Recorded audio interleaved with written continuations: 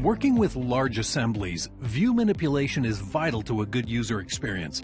And over the years, SolidWorks worked hard to optimize view manipulations on the screen.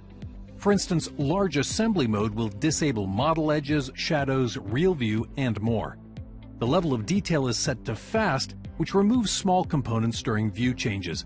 These optimizations make view manipulation fast, but comes at the expense of visual appeal. When better visual quality is desired, large assembly mode can be disabled, but graphics performance is sacrificed.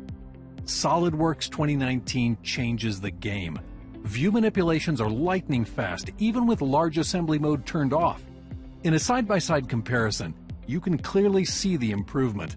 Dynamic view operations such as zoom, pan, and rotate are dramatically faster.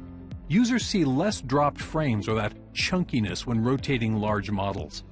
More of the graphics calculations are now done on the graphics card, providing much better performance.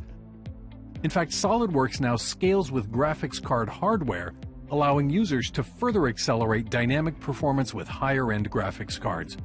The new graphics performance boost in SolidWorks 2019 provides a better user experience when working with large assemblies.